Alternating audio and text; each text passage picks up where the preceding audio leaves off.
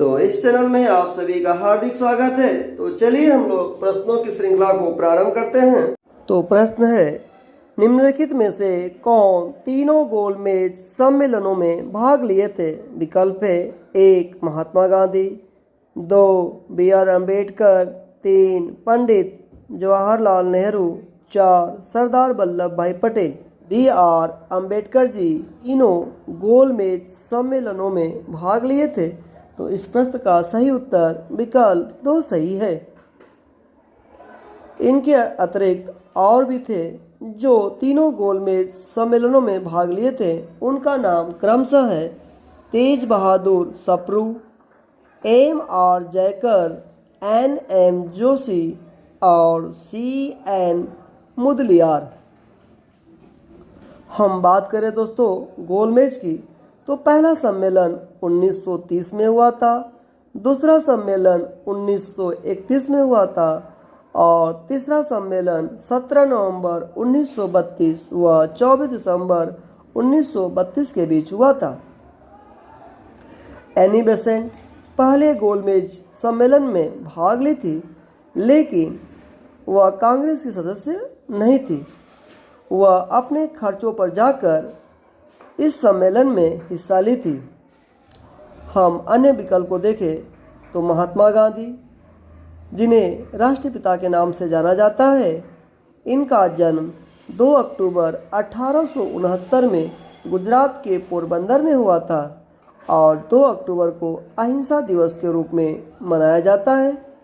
और साथ ही 2 अक्टूबर को ही लाल बहादुर शास्त्री जी का भी जन्म हुआ था। लाल बहादुर शास्त्री का जयंती भी मनाया जाता है। पंडित जवाहरलाल नेहरू, जो भारत के पहले प्रधानमंत्री थे और बच्चे इन्हें प्यार से चाचा नेहरू बुलाते थे, इनके जन्मदिन को बाल दिवस के रूप में मनाया जाता है और बाल दिवस प्रतिवर्ष 14 नवंबर को मनाया जाता है। सरदार वल्लभ भाई पटेल, इन्हें लौह पुरुष अर्थात आयरन मैन के रूप में जाना जाता है। इनके जन्मदिन को राष्ट्रीय एकता दिवस के रूप में मनाया जाता है। और आपसे कहा जाए कि सरदार वल्लभ भाई पटेल को सरदार की उपाधि किसने दी, तो बारडोली सत्याग्रह 1928 में ये गुजरात में हुआ था। यह प्रमुख रूप से एक किसान आंदोलन था जिसका नेतृत्व वल्लभ भाई पटेल ने किया और यह आंदोलन सफल होने के बाद वहाँ की महिलाओं ने वल्लभ भाई पटेल को सरदार की उपाधि प्रदान की। तो इस प्रश्न से आपको इतनी जानकारी मिलती है। नेक्स्ट, पैमानों की खोज ने यह सिद्ध कर दिया है कि सिंधु घाटी के लोग माप और तौल से परिचित थे।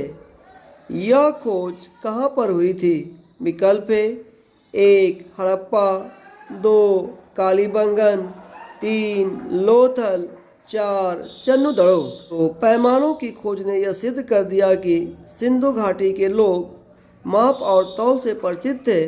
तो यह खोज लोथल में हुआ था। तो इस प्रश्न का सही उत्तर विकल्प 3 सही है। लोथल यह भोगवा नदी के किनारे बसा था और यह गुजरात में है। हड़प्पा की खोज 1921 में दयाराम साहनी ने की थी और हड़प्पा रावी नदी के किनारे स्थित था। हड़प्पा काल में मोहरों के निर्माण में मुख्य रूप से सेलखड़ी का प्रयोग किया जाता था।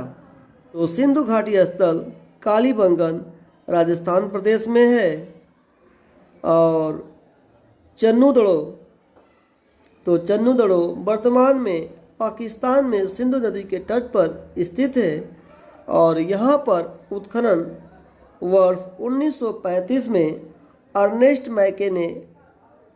मैके के नेतृत्व में किया गया था और यहाँ से वक्राकार ईंटें प्राप्त हुई है।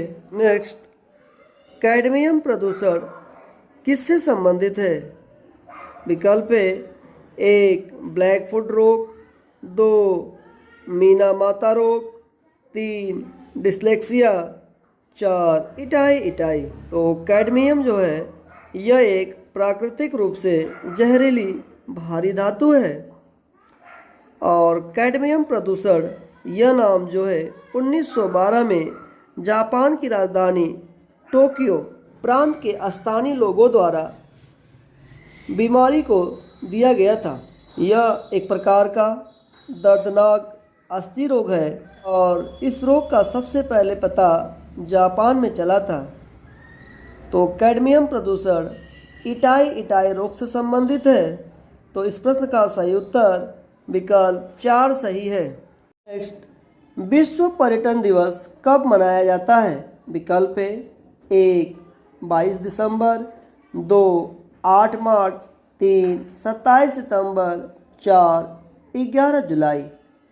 विश्व पर्यटन दिवस, जिसे हम वर्ल्ड टूरिज्म डे भी कहा जाता है, और यह प्रतिवर्ष 27 सितंबर को मनाया जाता है। तो इसका सही उत्तर विकल्प 3 सही है। हम अन्य विकल्प को देखें तो 22 दिसंबर को राष्ट्रीय गणित दिवस के रूप में मनाया जाता है। इसे महान गणितज्ञ श्रीनिवास रामानुजन के सम्मान में मनाया जाता है।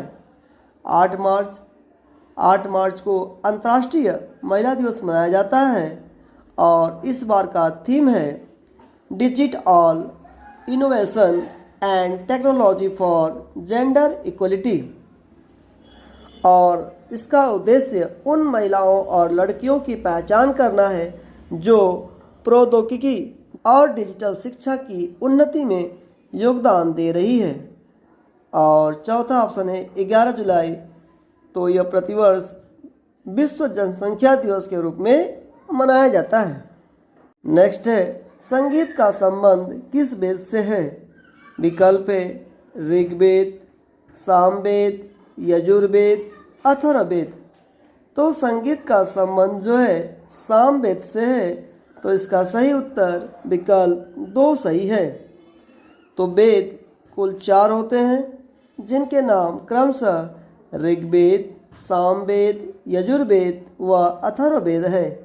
ऋग्वेद सबसे प्राचीन वेद है।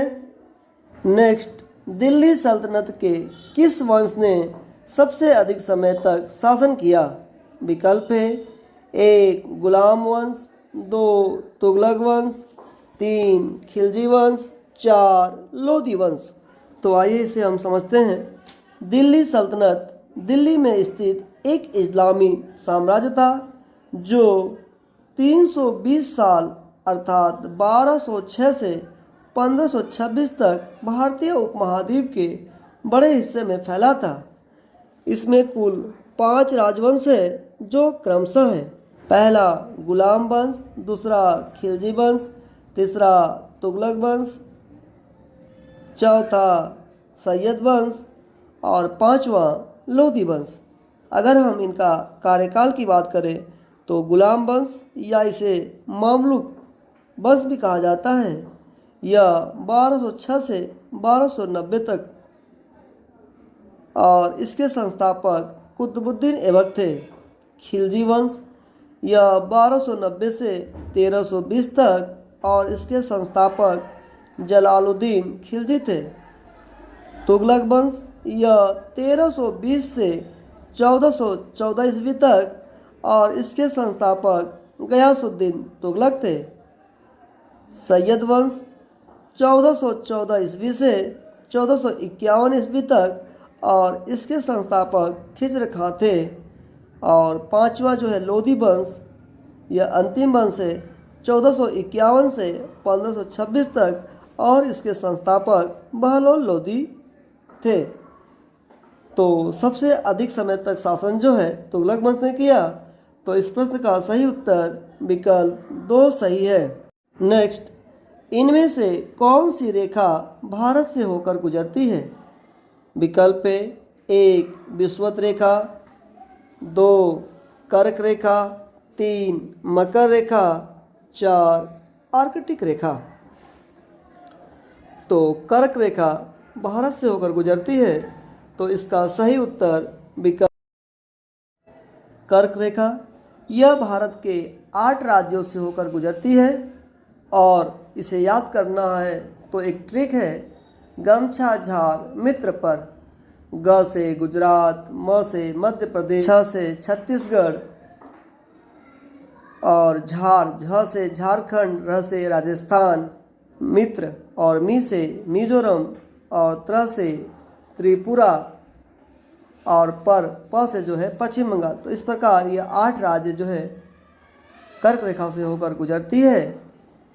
अगर हम बात करें कुल कितने देश गुजरती है, तो कुल देशों की संख्या जो है 16 है जो इस रेखा से होकर गुजरती है। विषुवत रेखा या इसे भूमध्य रेखा भी कहा जाता है, 0 डिग्री अक्षांश यह पृथ्वी को 2 भागों में बांटती है। ऊपरी भाग को उत्तरीय गोलार्ध और निचले भाग को दक्षिणी गोलार्ध कहा जाता है।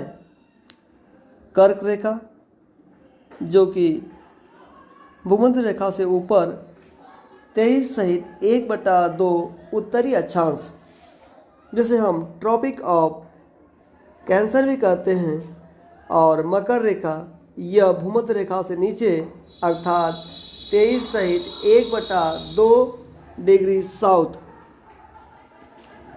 जिसे हम अंग्रेजी में ट्रॉपिक ऑफ कैप्रिकॉर्न कहा जाता है। आर्कटिक रेखा यह 66 सहित 1/2 नॉर्थ अक्षांश, और अंटार्कटिक रेखा जो कि दक्षिणी गोलार्ध में 66 सहित 1/2 अक्षांश पर स्थित है। विषुवत रेखा मुख्यतः 2 महाद्वीप दक्षिण अमेरिका और अफ्रीका से गुजरती है, और यह कांगो अर्थात जायरे नदी को 2 बार काटती है, और कांगो नदी जो है अपना पानी जो है अटलांटिक महासागर में गिराती है। लिम्पोपो नदी यह मकर रेखा को 2 बार काटती है, और कर्क रेखा नर्मदा नदी के उत्तर से निकलते हुए गुजरात के माही नदी को 2 बार काटती है, तथा सोन, रिहंद और बेतवा नदी को 1 बार काटती है। तो इस प्रश्न से आपको इतनी जानकारी मिलती है। तो मैं आशा करता हूँ कि ये वीडियो आपको अच्छी लगी होगी और आपके लिए उपयोगी भी होगी। यदि यह वीडियो आपके लिए उपयोगी हो तो प्लीज़ इसे लाइक व शेयर करें।